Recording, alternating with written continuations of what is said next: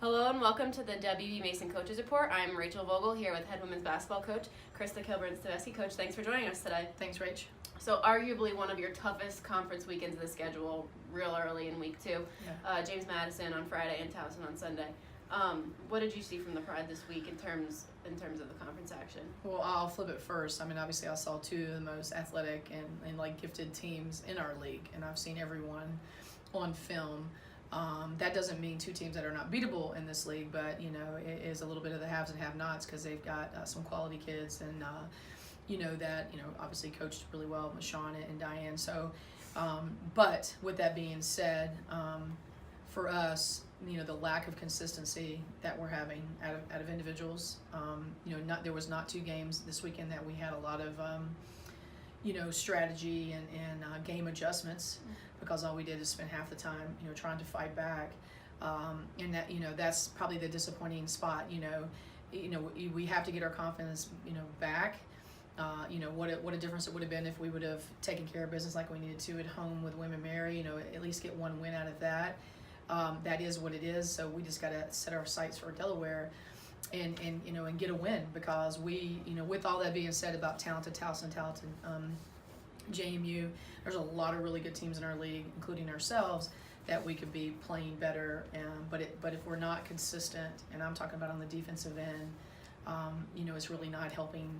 Our younger kids when they come in and sub, when our juniors, are not playing consistent. Boogie has been pretty much the most consistent star, and she needs people to step up with her, period. Right, and you mentioned Boogie as one of the most consistent players on the team. She's now tied for 4th in the league in conference scoring with 18.3 points per game. How does that continue throughout the rest of the Yeah, and that's schedule? Consistency, and she's okay. Scoring is great, and we need a lot of scoring, but she's consistent on the defensive end.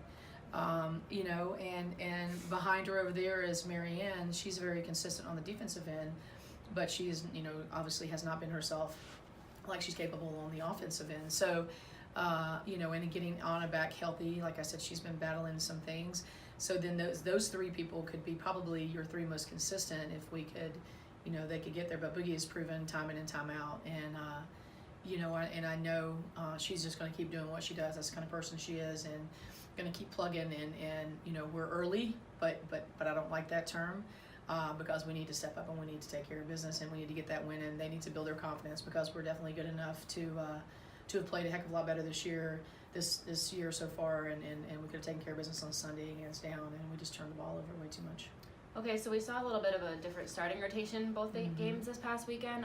Jakayla Brown and Jalen Hines both getting in the starting rotation. How did they impact that rotation? Well, I mean, hands down, everyone on my coaching staff down believes that JK can just lock down on defense. I think she did a great job on Kamaya Smalls.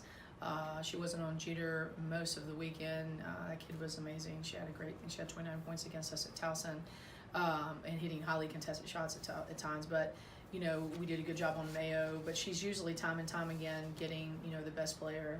And she's just, steps up to that challenge. And so it's just hands down, you can't wait, because it really needs to start for us on the defensive end to trigger our offense. And so I think we made a decision with that. Right, and Jalen Hines with a career-high 10 rebounds. Yeah. How did that work out for her? So, obviously, whether they're both young, it doesn't matter. They play with no fear. Jalen had a great game against JMU. She got a little flustered, I think, with herself at Towson, and like I told her at halftime, I don't care if you shot 4 air balls to start the game, whatever. And I think that we need to be consistent with our confidence, because she's an extremely confident young lady, and she can really help us. And I think sometimes you're not aware of, like, I should be, I need to just lock down on the defensive end, do these things, stay confident. And I think, again, that's something that she's having some growing pains with. But I feel like overall, she has been learning from game after game, making adjustments with her play, learning, because she didn't play last year at all, being out. And so she is continuing getting better for us. So looking ahead to this weekend, Delaware, a morning game, 11:30 on Friday. Yeah. Health and physical education day. The MAC will be packed with a ton of local youth. Right. Talk about that atmosphere a little bit. That's fun. It'll be fun to see the newcomers kind of enjoy the atmosphere, and they'll be wanting that a lot more. And I think it inspires you. Obviously it helps really, both teams having people in the game and having a lot of energy in the building. And sometimes we have to tell them, please scream for the team in white. But you know, it's just a great experience. That, you know, our marketing department with Krista and then obviously Mike Neely and Maria up in the ticket office. You know, those guys they work really, really hard to try to put this off and make it to be successful. And it's a great experience for, you know, the kids to come and to get to catch a college game, and you know, I think we do autographs afterwards. So it's been a great thing. We've done this for 13 years.